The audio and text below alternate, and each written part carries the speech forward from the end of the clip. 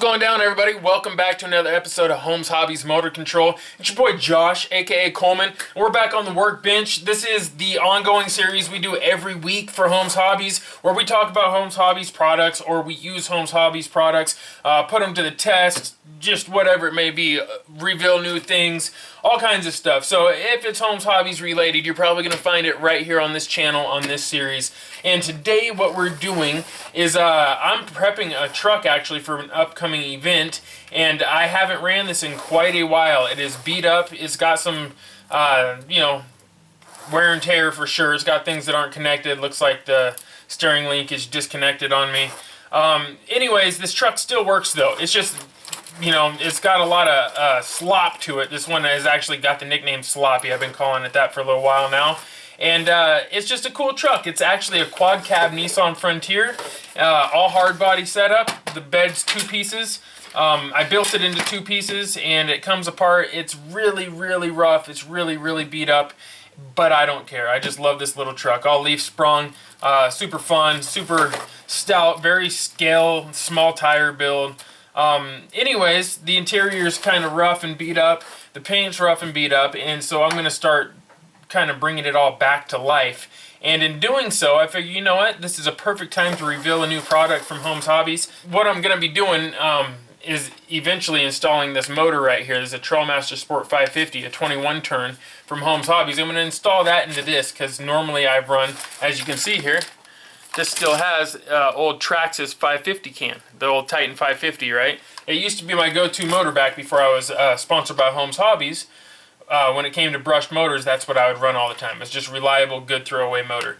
Well, Holmes Hobbies addressed that scenario and came out with an answer for that. A more powerful, better performing motor for the exact same price, same size, same turn, same everything, just better internals, stronger magnets, it's got bearings, it's just a better motor all the way around, and it's the exact same price as the Traxxas one. So there you go. It's a no-brainer right there. So we're going to wind up installing that. But before I do that, I was going to install this new product from Holmes Hobbies. This is a motor top hat. This is for the non-rebuildables. All right. Now we also have this bad boy here, which is a motor top hat for the rebuildables. All right. But because we're working with a non-rebuildable motor, this is what they call a throwaway. So once this motor finally runs bad on you, you just chuck it away and get a new one because it's super affordable, super, super low price.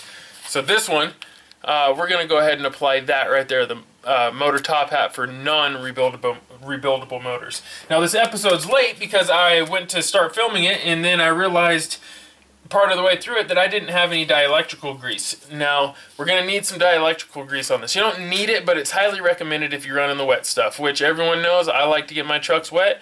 So we're going to be using a little bit of this. As you can see here, this truck's covered with mud, dirt, rust, all of that stuff. It sees a lot of nasty weather. So we're not going to even chance it. We're just going to go ahead and use this right here. Now, I'm not too worried because these motors are so affordable and I have a few of them on hand that I can just chuck these phone again. I can just chuck these bad boys, once I get my use out of this. Let's go ahead and crack this open. Let's talk about what this is. Now, a motor top hat, it's kind of self-explanatory, but for those of you guys that are wondering, like, what in the world are we talking about here? This is actually a pretty cool product. It's super simple. You see there? This is to keep the nasty stuff out of your motors. It is designed to work specifically with Holmes Hobbies motors. However, it works with a lot of other motors too, and Holmes Hobbies went ahead and disclosed that on his website. These will work with, some Tekin motors and Novak motors and just all kinds of stuff, right? It's a very, very simple design and very effective design. Now what we're going to do is we're going to go ahead and open this motor as well. I don't know about you guys, but I love opening new packages. So we'll crack that bad boy open. Throw the garbage away. Keep the sticker. Gotta love the stickers. And here, just take a peek at this motor, you guys. For those of you that are wondering, what's the quality on this $20 motor here? Oh, just look for yourself. You guys know I like doing those close-ups, let you see the goods. Anyways, So we are going to go ahead and install this. Now it's pretty simple. This is meant to fit most 550 and 540 cans. Alright, that's the cool thing. This is a 550 can here. It's a little bit larger. Now let's see. It literally should just slide right over it, right? Boom. Just like that right there. Alright? But to be extra cautious, what we're going to do is we're going to use some dielectrical grease on this today. Go ahead and rip this open here.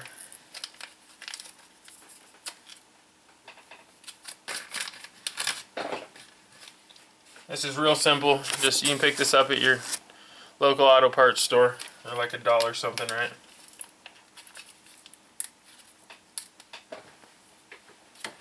And what we're going to do is we're just going to make sure that nothing's going to get in this. Now, I don't know exactly what John recommends as far as applying this. I didn't have a chance to ask him about that. But so you guys know what dielectrical grease is, in case you're wondering. I know you see the spark plug on there.